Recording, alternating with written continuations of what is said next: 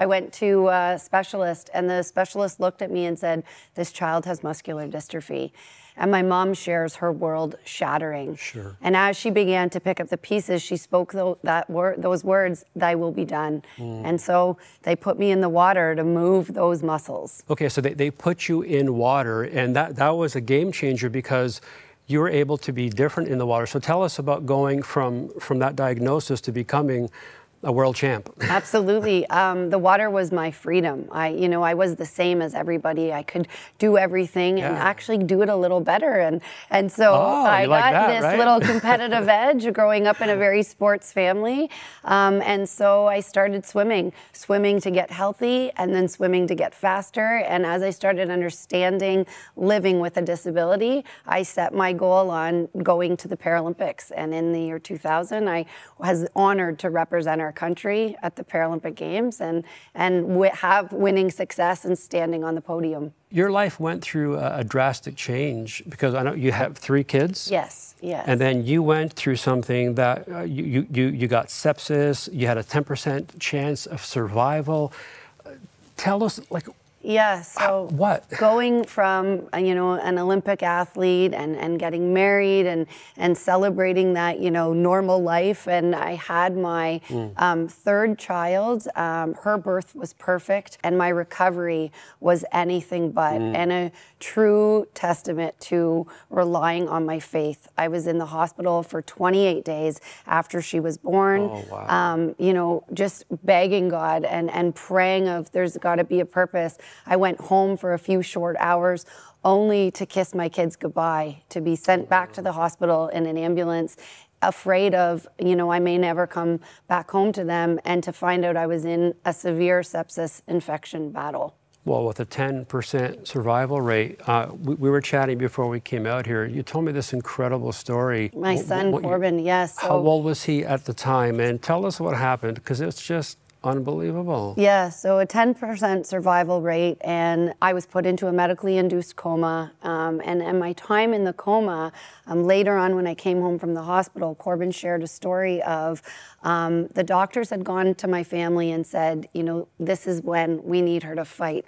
We need everything to happen. And Corbin shares the story of he was sleeping, and I came into his room, and I sat on his bed, and I shared with him, "Corbin, Mommy's body is too sick, and I need to go home to heaven, and Daddy's going to take care of you." And Corbin says, he said, "Mommy, I looked at the man standing behind you, and I said, please don't take my mommy." And he put his hand on your shoulder, and he said, "Okay."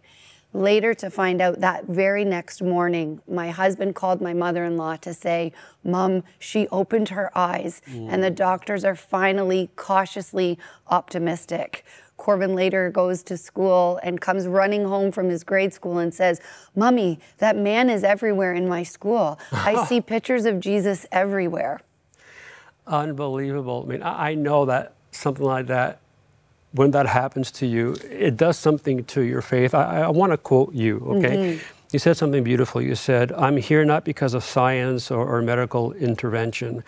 I'm here because of the power of prayer and the miracle that I was given. And my mission now is to share the light of my faith so that if even one more person may come to know God, my goal is to walk into those gates of heaven one day and hear the words, 'Well done, my child.'"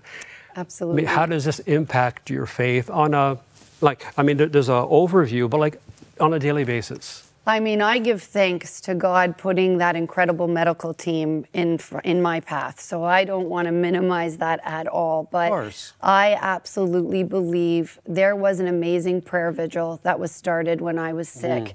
It has grown to over 1,500 people. Still 3 years later, people are coming together to pray together every night. And for me, I laid in that hospital bed one night, Joe, and it was 3 o'clock in the morning, and I said, "God, there is a purpose for this pain, and I'm not going to doubt you. I'm going to trust you, and I know you are going to carry me through this. I'm scared, I'm worried, and I want to raise my babies, but I trust you." So like those words my mom said, "Thy will be done, and let's use this for as good as we can." Well, that's the question then. How does God, use that pain, and how does he turn it into purpose? How has he done that in your life?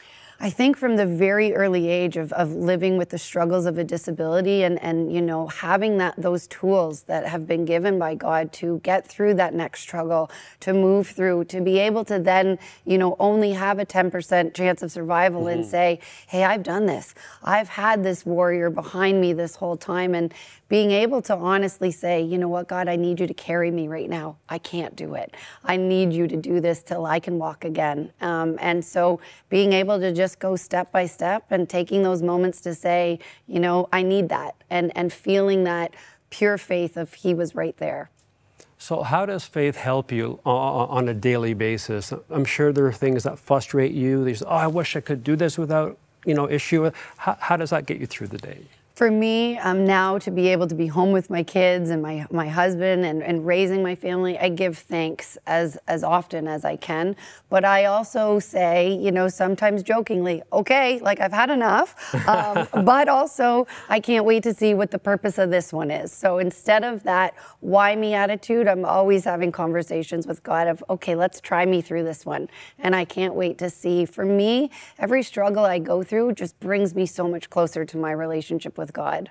Amen. And He can use all things. He doesn't cause all things, but He can use all things. And now you've been given this platform nationally where you can go and be a voice for others. Tell us a little bit about that. Absolutely. I made my mission that after I got healthy, I would share my story, and being able, like you said, to even just touch one person who may be struggling, and, you know, being able to walk alongside people through their journey. So it's my mission to share my story to whoever wants to listen. And even if they don't, I'm going to make them listen.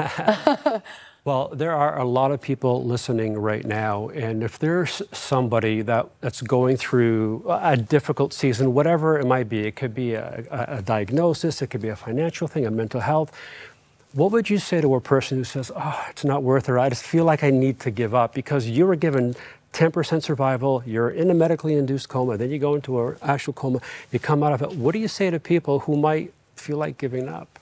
I say, hold on to Him. I say, this is the air we breathe, and He's not going anywhere. So I know sometimes it's so hard, and it's allowed to be difficult. We feel like we have to be okay with everything. And sometimes, you know, just having that moment to say, this is the air I breathe, and it's going to get better.